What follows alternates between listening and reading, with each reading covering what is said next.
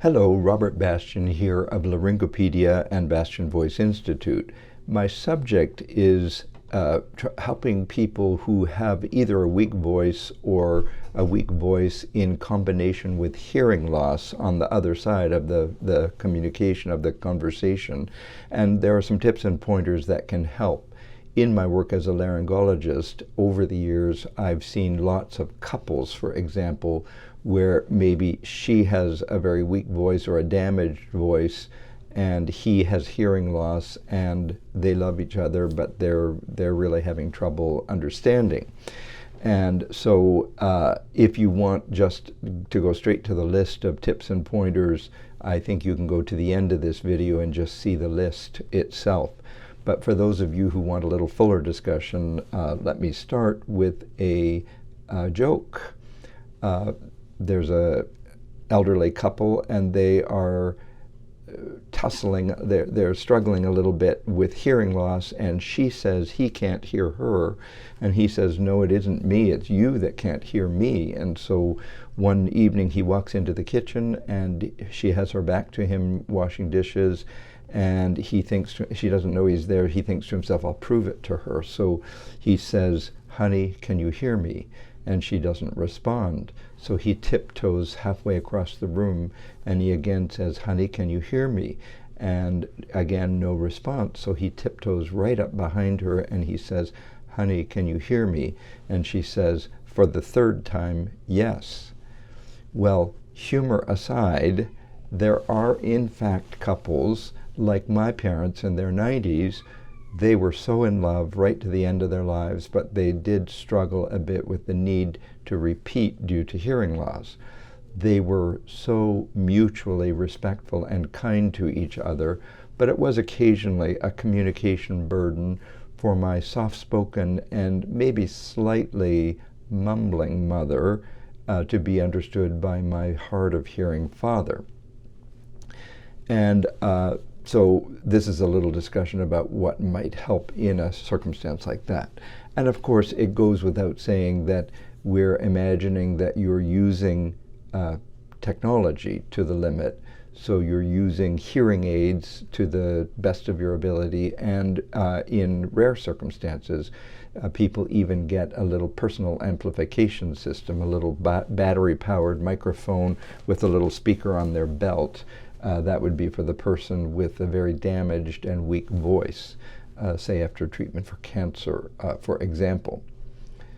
So here are some tips where you've maximized, you've optimized all of the technological help you can get, and you're still having a little struggle. Here are some tips and pointers. There are probably more than I'm going to give you here, but it's just an informal discussion.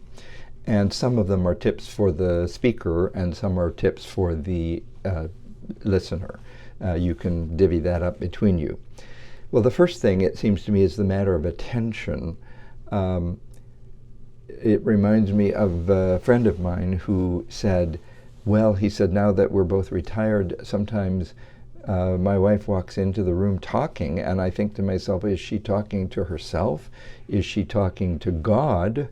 Or is she talking to me? And so when you come into a room or need to talk to the other person, it can be a good idea to first confirm that you have the other person's attention. And it only takes us an extra second or two to approach the person at arm's length and maybe touch them and wait for eye contact before you begin communicating.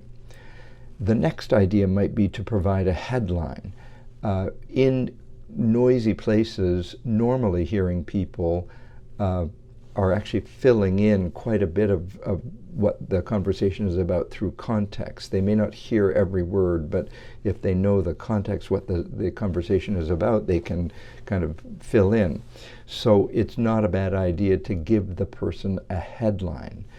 So you might say, going to the store, or I'm going next door, maybe even make a gesture, or it's about the bank. And now the person is in that sort of financial realm of his or her brain, and they can kind of begin to fill in.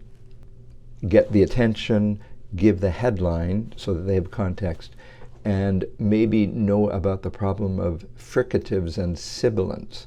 Those are very high frequency sounds.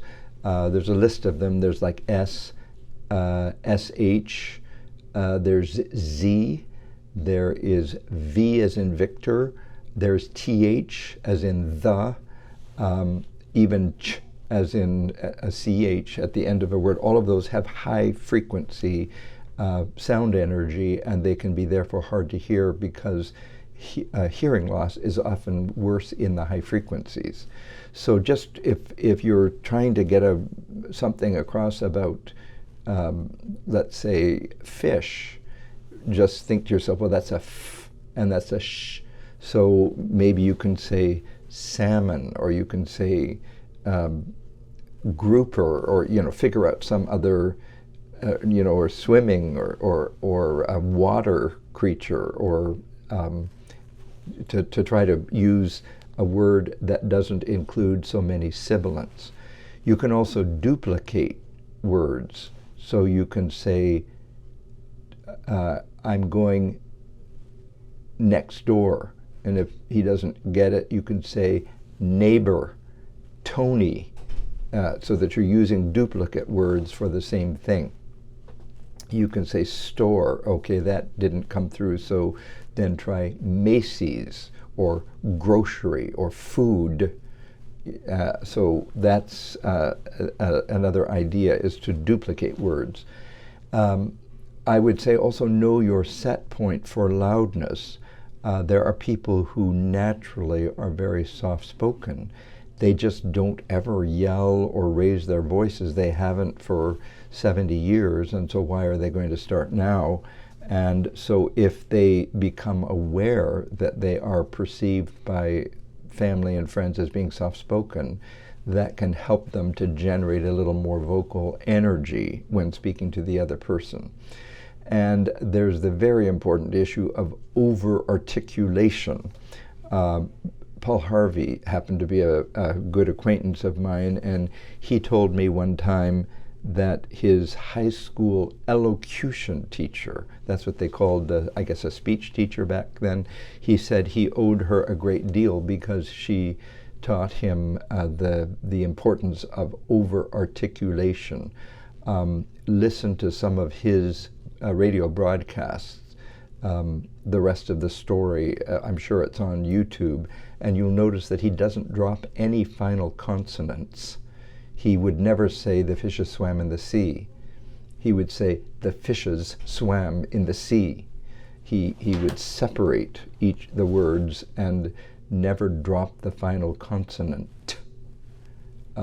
So over-articulate. When you over-articulate, you naturally make your facial movements greater, and so now you're giving the person better opportunity to do a bit of subliminal lip reading. They may not even know that they're lip reading, but if you say fishes instead of fishes, they'll perhaps see that it's an F, and they'll be able to get the word a little bit better. So there's the list. I'm sure it's not complete, and others will have other ideas, hand signals, or whatever.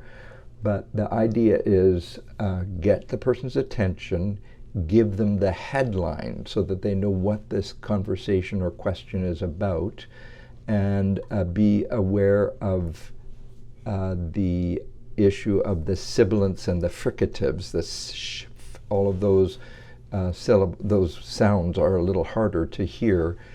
Think about the idea of using duplicate words for the same thing, and then know your set point for loudness and over-articulate so that there's a little bit of lip reading.